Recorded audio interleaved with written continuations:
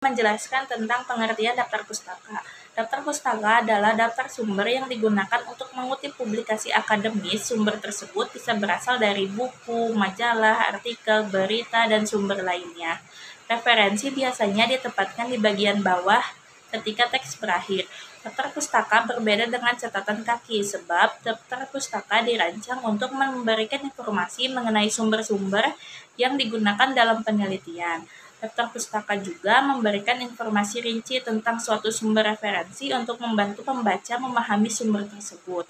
Proses penyusunan daftar pustaka harus ditulis dengan format tertentu, kumpulan karya yang memuat nama pengarang, judul artikel, penerbit, identitas penerbit, dan tahun terbit. Daftar pustaka ini berfungsi sebagai sumber atau referensi bagi karya penulis. Penelitian ilmiah tidak hanya didasarkan pada gagasan penulis sendiri, tetapi juga memuat banyak referensi dari gagasan berbagai orang lain. Daftar pustaka juga ialah kumpulan referensi yang merujuk pada suatu karya tertulis. Dengan kata lain, ketika Anda mengutip karya tulisan orang lain, sebaiknya Anda membuat daftar yang mencantumkan siapa dan topik apa yang dirujuk. Daftar pustaka atau daftar referensi memberikan informasi lengkap mengenai sumber referensi kepada pembaca agar memahaminya. Selanjutnya, ada tujuan dan fungsi daftar pustaka.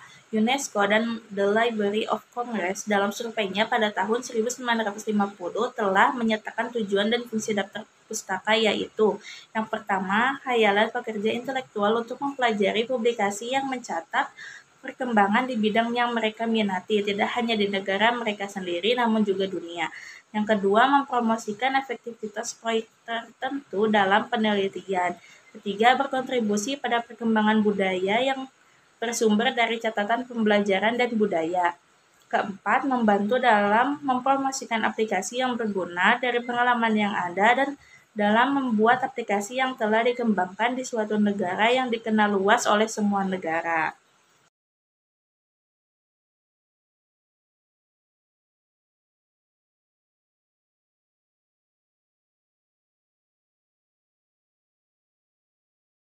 Selanjutnya yaitu ada manfaat daftar pustaka.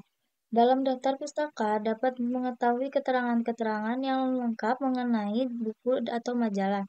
Secara umum, manfaat daftar pustaka yaitu memberikan validasi penelitian hingga mampu meyakinkan pembaca terkait kebenaran penelitian yang dilakukan, menghindari plagiarisme, memperkuat argumen, mempermudah peninjauan ulang, dan memberikan apresiasi kepada penulis.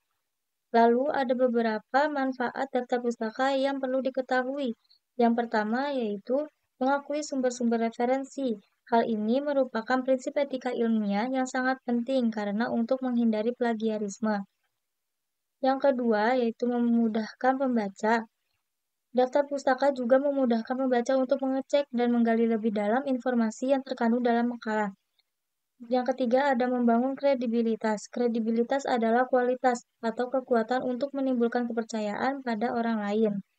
Yang keempat yaitu mempermudah reproduksi penelitian, dan yang terakhir ada membantu membuktikan kesohihan argumen. Nah, di sini saya akan menjelaskan tentang ragam-ragam daftar pustaka. Nah, yang pertama itu adalah APA Style. Daftar pustaka gaya APA ini atau America Physiological Association adalah jenis pertama yang mungkin sering kalian temui. Dalam kebanyakan kasus ini, jenis ini tidak menggunakan sampai publikasi. Sebaliknya, mereka hanya menampilkan nama penulis. Selain itu, tanda kurung besar diberikan untuk tahun penerbit. Nah, contohnya seperti ini. Yang kedua adalah ASA Style atau yang disebut dengan American Social Association.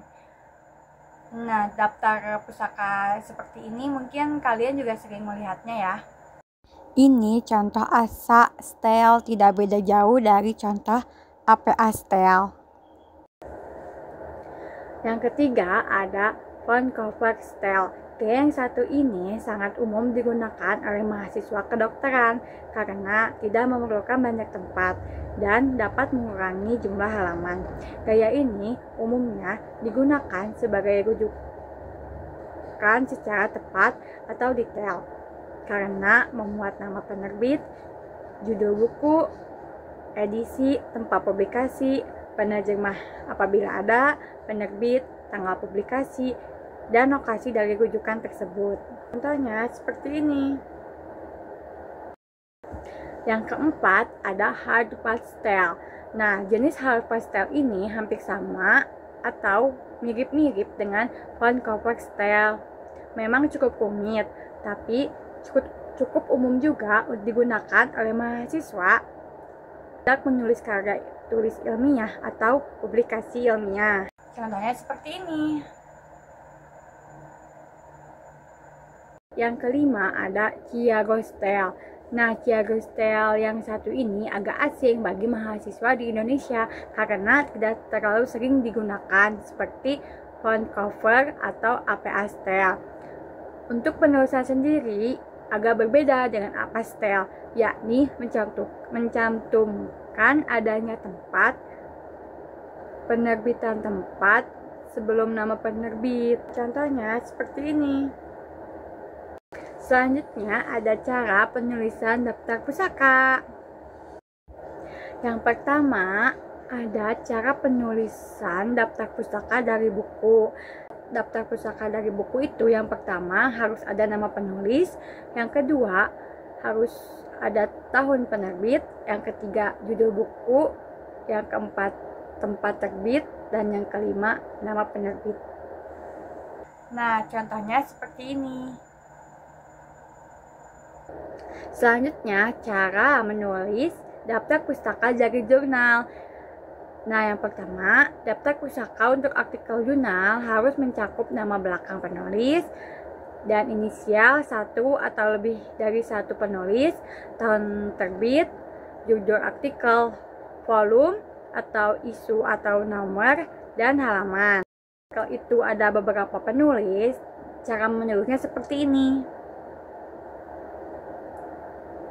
Ketiga, ada cara penulisan daftar pusaka dari koran atau majalah. Nah, cara menulisnya adalah yang pertama, nama belakang penulis dan inisial, baik satu atau lebih, tahun publikasi, judul dari yang dipublikasikan, penulis, tempat publikasi, dan penerbit. Contohnya seperti ini. 4. Ada cara penulisan daftar pusaka dari makalah, skripsi, disertai tesis, dan karya ilmiah lainnya. Nah, cara menulisnya yaitu menuliskan nama belakang atau inisial penulis, tahun penerbit, judul tesis yang ditulis. Nah, contohnya seperti ini. Yang kelima, penulisan daftar pusaka dari internet atau website. Nah, cara penulisannya adalah sebagai berikut. Yang pertama, penulisan halaman tersebut baik orang maupun organisasi. Yang kedua, tahun, halaman atau yang direvisi. Yang ketiga, judul halaman yang ditulis.